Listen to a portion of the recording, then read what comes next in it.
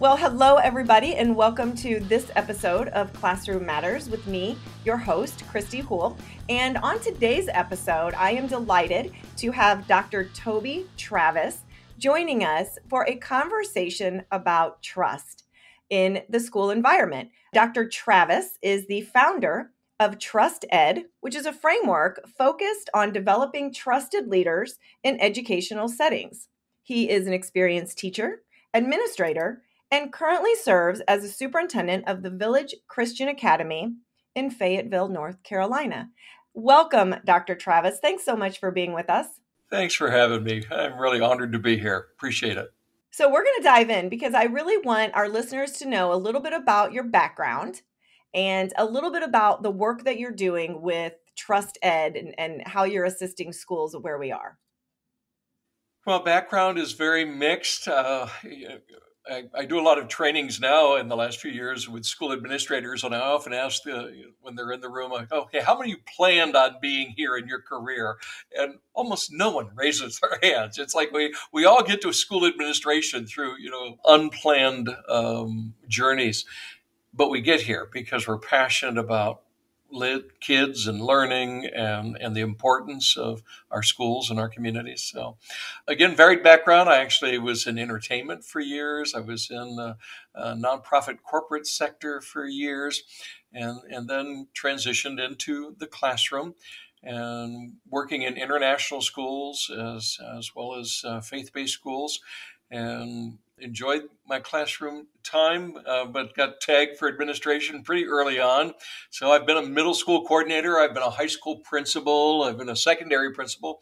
I've been a head of school and now superintendent of a private school, head of school, really, here as well. And then been in consulting for a number of years now, mostly working on school improvement initiatives as well as doing mentoring of school leaders. And there are just tons of issues, as you've already alluded to, especially going through the pandemic. It has just really raised the issue of trust as kind of top of the agenda. So been lots of conversations to have and lots of work to do, but really honored to be involved in that work and to see the power of trust and when we're intentional about developing it, to see the many benefits that has to not just the individuals themselves, but also to the schools that they serve in. And I love the fact that you brought up most people that go into administration or in central office did not plan that journey, because it's really, really true. And I don't know if a lot of our listeners realize this. And if they're administrators, they do. So those folks that are listening that are administrators are probably shaking their head and saying, yep, that was me. But I think it's important for teachers to know too, when you talk about trust, and that's really what I want to focus on in this issue with you, is administrators were all just teachers at one point too, and going through some of the same issues that teachers are dealing with now. And like you said, a lot of times administrators are just sort of tagged for administration early on because they show leadership skills, they show the ability to, lead a group of whether it's grade level or what have you, and then they just sort of get pushed onto that path of administration. And trust isn't something that you learn in your educational administration courses. I didn't ever take a course on trust. Did you? No, it did not exist. Right. And so you are thrown into it. Administrators are thrown into that role, having to figure that out as they go. So what would you say is the biggest issue in school settings with trust? Well, the biggest challenge is teachers feeling supported. So if you look at the exit data, so why are teachers leaving schools? And what we learned is it's not about the money. It's not about student behavior.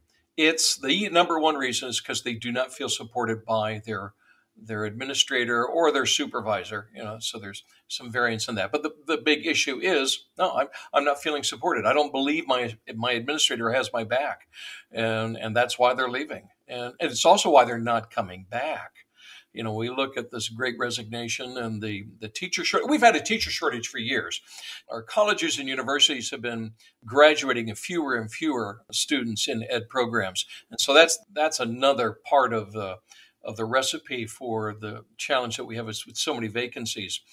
But I think part of the great resignation in almost every industry is people are not coming back because they don't feel their employer really is going to have their back and protect them. And that's critical for the success of schools. So I think that's probably the biggest issue is that idea of I don't feel supported.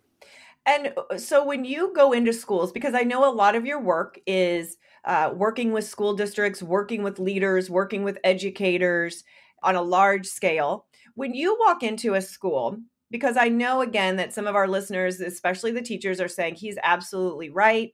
I've thought about leaving or I did leave because of that exact reason. So when you walk into a school building, what are some red flags or what are some things that you see? How do you assess the trust level?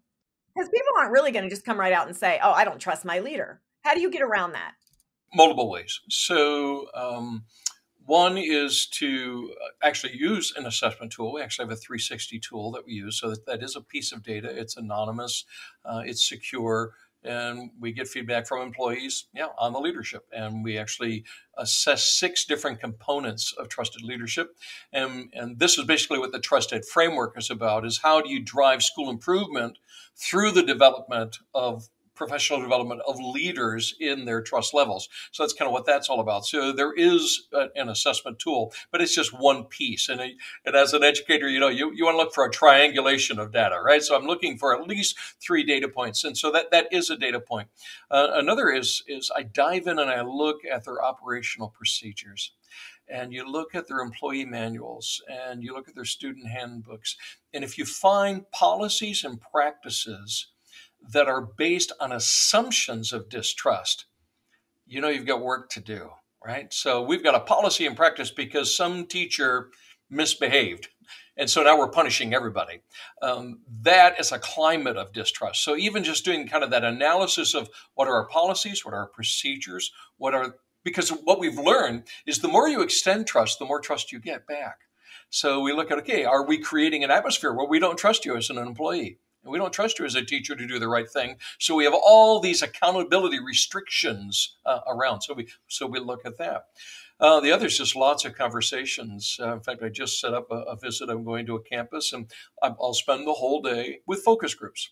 4, 5, 6 kids, parents, teachers at a time, and I basically ask 3 key questions. I won't tip what those are. Those are my questions, but I've developed 3 simple questions that I can assess a school culture almost within a day and have a really good feel of what's going on as far as trust levels. And so I look at those focus group conversations.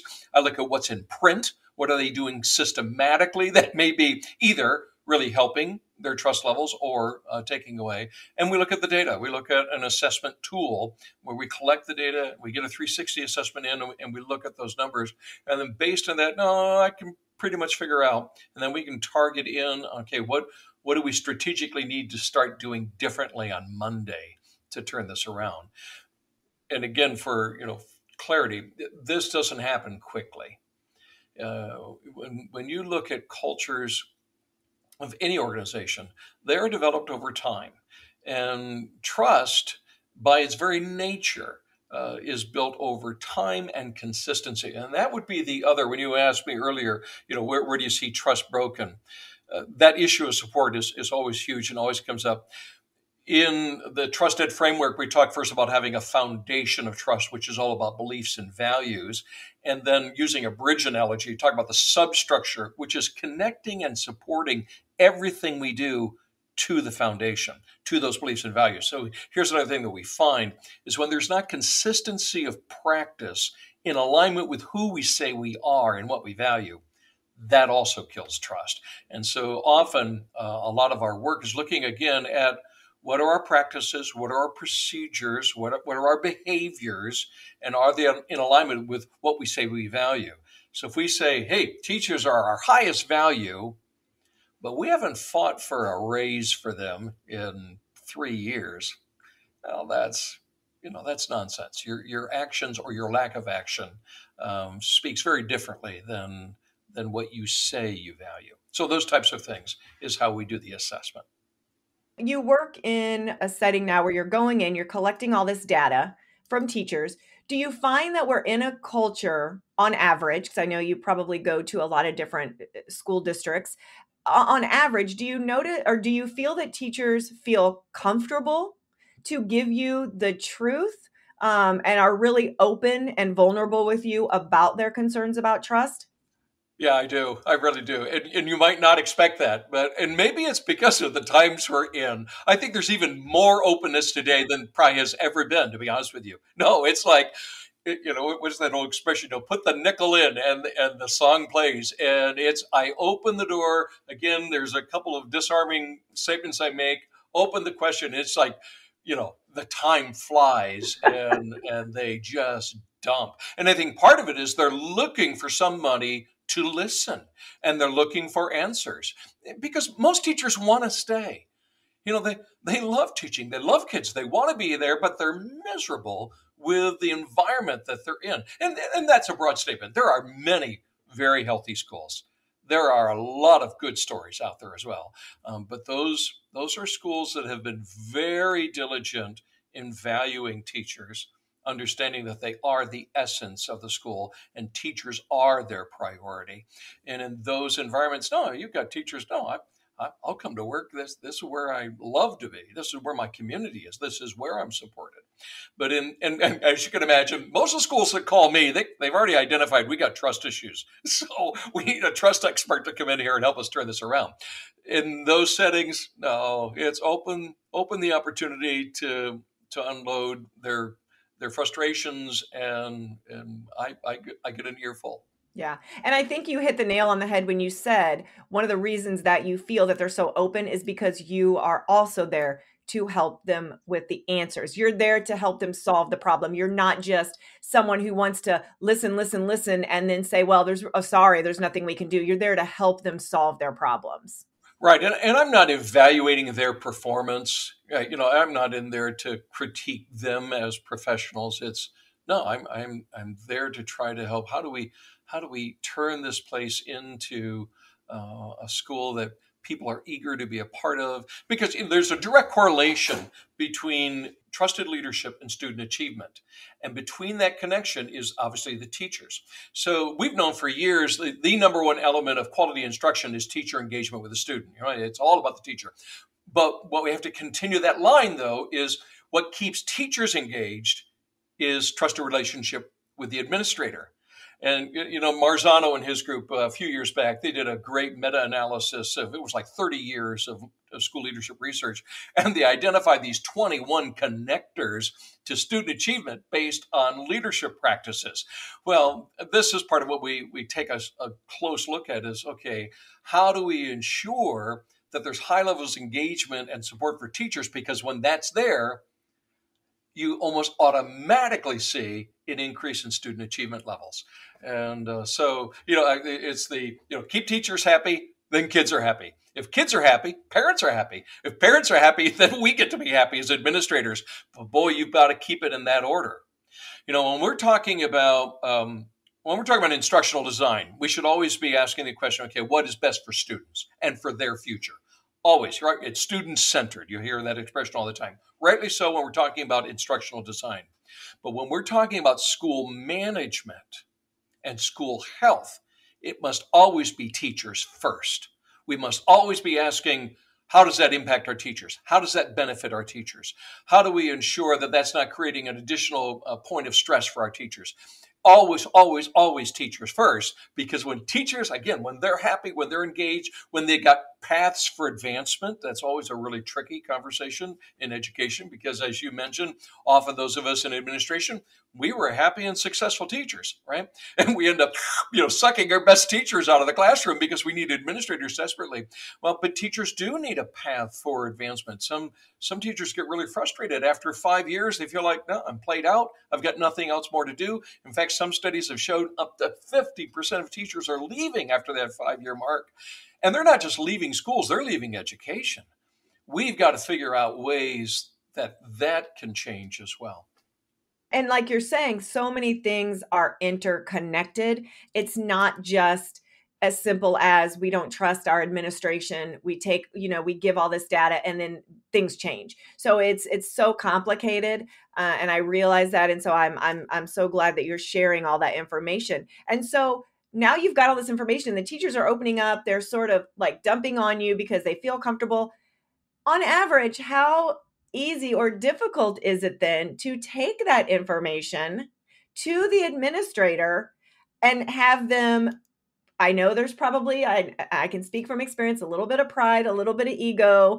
They have to be open enough. So on average, is that the more difficult piece, is really saying, well, here you go. This is the way your teachers feel. Well, again, for me, one of the kind of the blessings, though, in my situation is the schools that call me, they already know they've got a trust issue for the most part, right? So they're already looking for help. They've done some self-analysis. So I think they're a little bit more open. What breaks my heart is when I hear stories and know of schools and school leaders that really need my help or the help of a consultant that I know, and they're not open to it because they think they've got to figure it all out. And they're intimidated to open up and be vulnerable, and yet we see that that's the very thing that builds higher levels of trust, just by a leader, a school principal or a superintendent saying, all right, assess me. Tell me how I'm doing in my leadership, and lets their employees speak to them on that. That action alone builds a level of trust. So vulnerability is so important. In those schools where they're not at that point, they're not the ones that are reaching out and calling a consulting group to help them. They're just kind of swinging it out, and they're not going to get better until they're willing to realize, no, I got a problem here, and I need help of someone that has a skill set other than what my skill set is. So, yes, do I see resistance? Yes, but typically with the schools that I'm working with, no, because the very reason I'm there is they want help. Now, are they always happy about some of the suggestions? Maybe not. There's some hard work that has to be done, especially if there are ingrained elements of culture and practice that, the classic, we've always done it that way. Well, stop doing it that way. And it's hard because schools are cultures, right? And the older a school is and the more traditions the school has, often traditions will kill a school from its mission fulfillment, right? And because the traditions, it becomes more about the culture rather than really delivering what we say we want to be delivering here. And it's hard work. It's hard work. And the fact that it is so ingrained in how they've always done things, the way things have always been done in the educational system. And I know that you know this as well as I do, and not even speaking about trust, but just the all around educational setting. We're still doing so many things that we have done for the last 30, 40, 50 years that are just not beneficial anymore. But I was reading a post on somebody's page the other day, and I was dumbfounded because it was something about having to still turn in a year's worth of lesson plans. And probably when you were teaching, when I was teaching, starting out 20 some years ago, that was, we had to do that. But to think, and I think my response to that was, are we still in a culture of education that people are being asked to turn in a year's worth of lesson plans on the first day of school? That is just insanity to me when you think about how the teaching and learning and how that actually works. Why are we still doing things that just don't make any sense? And I know that goes with the trust issues too. It's hard for administrators to trust. They're scared. And this is my next question to you. You talk about sort of letting down in some of your other interviews and conversations that I've heard you, and you talk a lot about letting down some of those walls and those barriers to build trust by treating teachers like the professionals that we hope they are when we hire them. So talk to us a little bit about not so much the trying to sort of beat teachers into the submission of following the rules, but having that trust from day one after they're hired. Well, that old saying, hire well, support well. That really should be the mantra in every school administrator's mind. What you really want to look for is how can we create greater opportunities for autonomy? And what we have seen if you hire a professional. So, there's some clarifiers here, right? So, and I know, and we're in a hiring challenging time, right? We may not have all the professionals that we desire to have on our campus. And what I mean by that is experienced, fully self-engaged lifelong learners who, they're just gonna, you let them go, give them an environment to excel, and they will excel. Now, there are new teachers, or we have a lot of folks that are transitioning. Okay, they were in this industry and they've come over, and now, they want to do their second career as a teacher, but they don't have any pedagogical background and support. Well, they need constant mentoring. Again, one of the first things you want to look at is, how do we create greater levels of autonomy? So much has happened over the years that was, I really want to say, it was well intended. So you think about, No Child Left Behind and those types of programs. There was good intention, but this idea of creating greater accountability for teachers, it was like, oh, so you don't trust them. So the whole system is based on an assumption that we don't trust teachers to do the right thing, right? So you got to have all these accountability practices. Well, what we've seen, and I'm sure you're familiar with all the models in Finland and Singapore, and when there are greater levels of autonomy and greater levels of expectation, though, too. So there's another side to that. People flourish in those settings, and kids flourish when their teachers are flourishing. So again, back to it would be, how do we create greater opportunities for autonomy? Let them be professionals, self-directed as much as possible, helping them to make good decisions for the group of students who are in front of them today, which looks different than the group that was in front of them last semester or last year. That idea of we're constantly assessing the curricular needs based on the current students.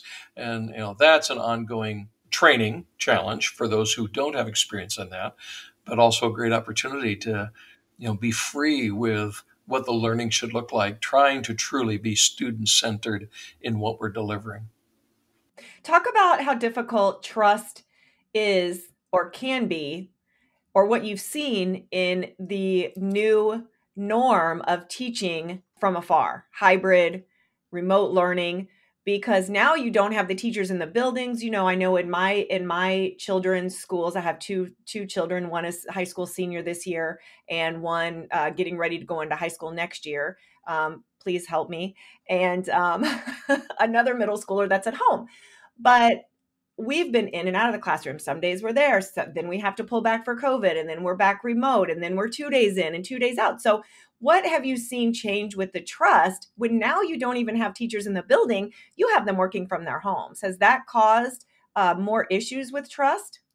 It can. So in those schools organizations who have created systems to ensure their teachers are online and working, that has trust issues all over it.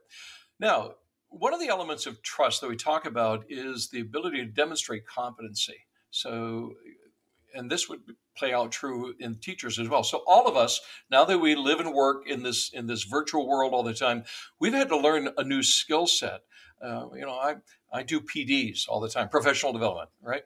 I've had to learn how to do that remotely. I had a client in Vietnam for a year, and the time zones also were, that was crazy.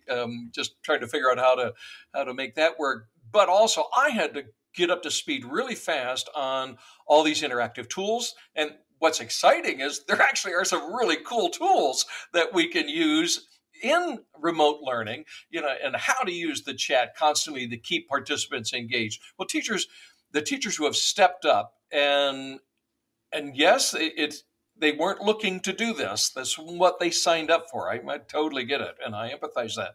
The trust level is increased the more competent I am in using these tools.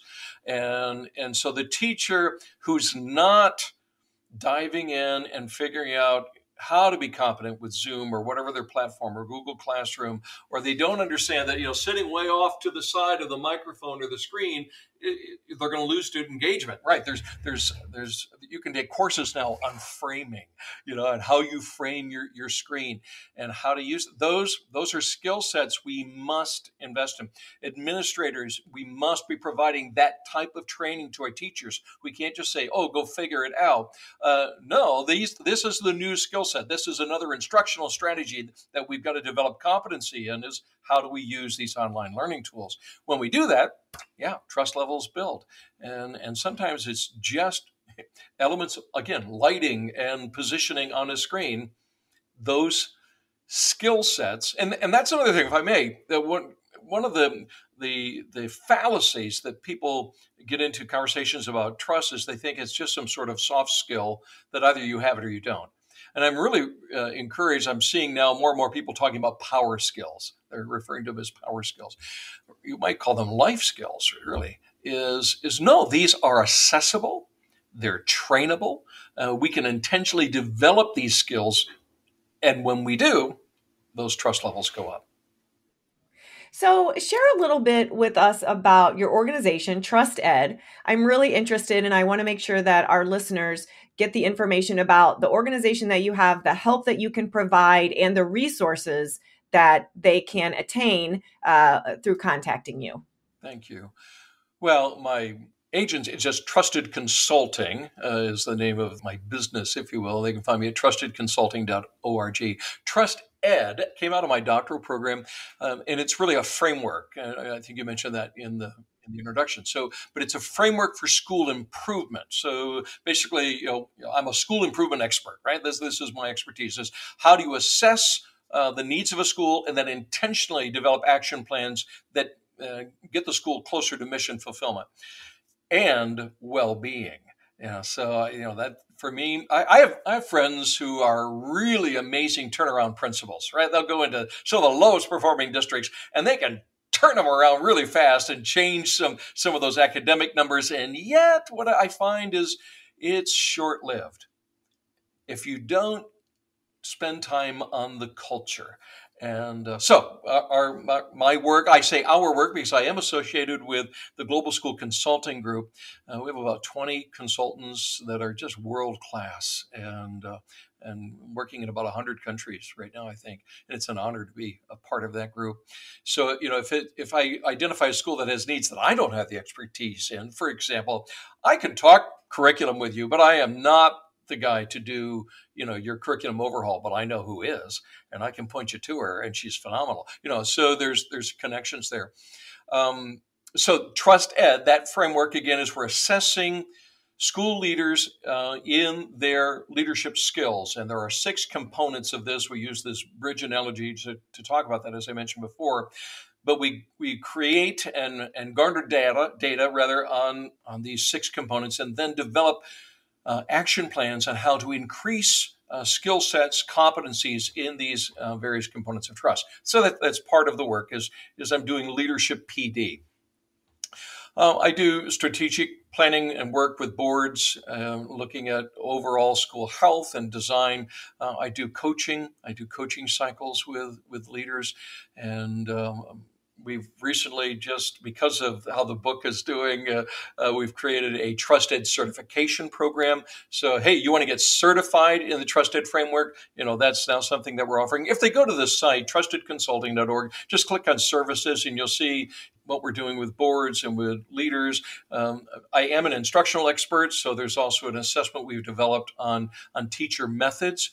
So how do we have data to drive and inform what our professional development of teachers are looking like? And we're not just reacting to a complaint by a parent or a teacher who is lax in an area, and then we punish the whole school by putting everybody through some initiative. So we have some tools for helping school leaders even figure, okay, how do we get strategic in our professional development plan for our instructional team? But anyway, basically anything that's school improvement associated, that's kind of what my passion is.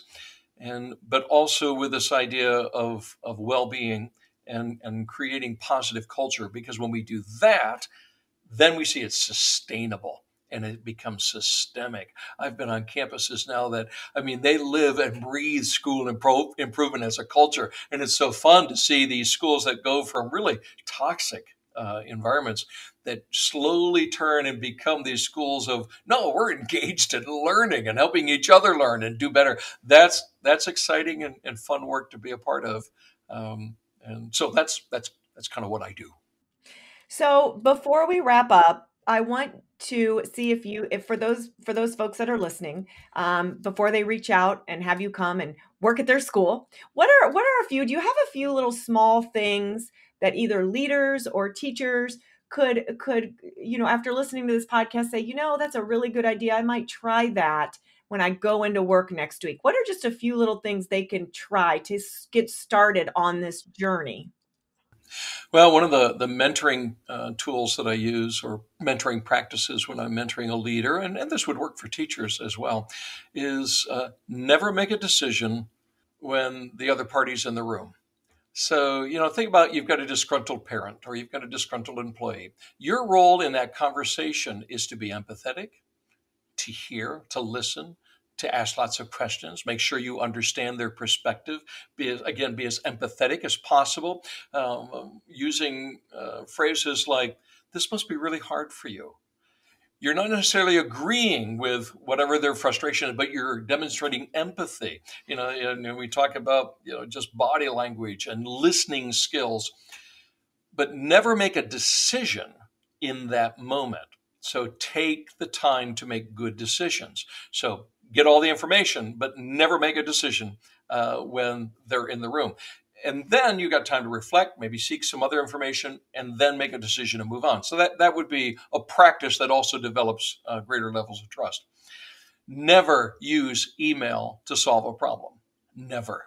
In fact, the schools I work with, we often will look at their grievance policies and we will modify them to say that you may not submit a grievance via email. Now, you can put it in writing, but it will not be addressed via email. It will not be responded to via email. We're going to respect each other as human beings. And so we're going to deal with each other face to face. I've literally seen that practice alone change the school culture, actually twice now, where I went into a school, or I was in a school, and the culture was people just blasting each other with emails and text messages. And we said, okay, that's stopping. We are not doing that anymore. It will not be permitted. And if you get caught doing it, there will be an infraction. So if you've got an issue, you are setting an appointment, or if my door's open, you are in here and you're talking to me face to face. And it changed the culture. And people started realizing, oh yeah, I wasn't really behaving with my thumbs. And so, the mantra has been, email is for information, not issues. And if we want to deal and solve issues, we don't do that via email. Those are practical skills and protocols that build higher levels of trust. Such great advice, and just, some things that we just don't think about because we've always done things a certain way. So, Dr. Travis, thank you so much for being with us today. Just a wealth of new information and knowledge, and kind of probably motivating a lot of people right now to really think about their journey in education and where they want to go from here. And so I really appreciate your time. And I have just really had a great time talking with you. A really important issue. Thank you very much. My pleasure. And this is Christy signing out for another episode of the Classroom Matters podcast. And don't forget to check out all of our great resources on the educate.today website.